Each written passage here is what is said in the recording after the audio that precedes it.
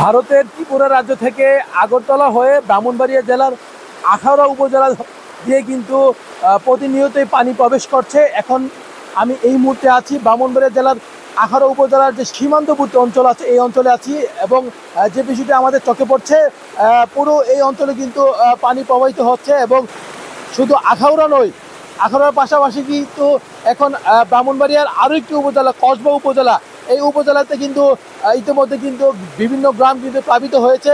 আখাউড়া উপজেলা কিন্তু 38টি গ্রাম এবং কসবা উপজেলা কিন্তু 26টি গ্রামে কিন্তু ইতিমধ্যে পানি প্রবাহিত হয়েছে। আপনারা জানেন যে গত 3 দিন যাবৎ কিন্তু এই অঞ্চল দিয়ে কিন্তু ভারতীয় পানি কিন্তু প্রবেশ করছে। এখন পর্যন্ত কিন্তু পানি প্রবেশ করে কিন্তু অব্যাহত আছে।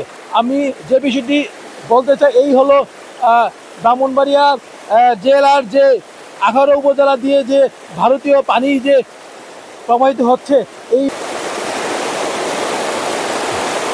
এই হলো অবস্থা। কারণ আমরা যে বিষয়টি জানতে পেরেছি যে ব্রাহ্মণবাড়িয়ার যে আখাউড়া এবং কসবা উপজেলা দিয়ে কিন্তু পানি প্রবাহিত হচ্ছে। এবং আরেকটি বিষয় বলতে চাই, এই উপজেলা দিয়ে যে পরিমাণ পানি গতকালও প্রবাহিত হয়েছে, আজকে কিন্তু পানি প্রবাহের মাত্রাটা কিছুটা কমেছে। কারণ আমরা যে বিষয়টি দেখতে পেয়েছি যে দুটি উপজেলায় পানি প্রবাহিত হলো, এখন পর্যন্ত কিন্তু পানি প্রবাহ অব্যাহত আছে, কিন্তু আজকে কিন্তু পানি প্রবাহের যে গতিটা কিছুটা কিন্তু কমেছে। তবে আমরা যে বিষয়টি বলতে চাই যে এই দুইটি উপজেলার কসবা এবং আখাউড়া উপজেলার যে পানিবন্দী মানুষ আছে তাদের কিন্তু দুর্ভোগ খুবই চরমে এবং আমাদের চোখে যে বিষয়টি পড়েছে যে পুরো এলাকায় কিন্তু মানুষের বিশেষ করে খাবার পানি এবং রান্না বান্না 3 দিন যাবত কিন্তু বন্ধ আছে। পরিমাণ বন্যাটা যেটা হয়েছে এটা আজকে মনে বলেন আমার জন্ম হয়েছে প্রায় 35 বছর, এর ভিতরে কোনো সময় আমরা এই পানিটা দেখি নাই। হঠাৎ করে যেমন দেখলাম এক রাত্র পানি এসে বাড়িঘর তল হয়ে গেল গা।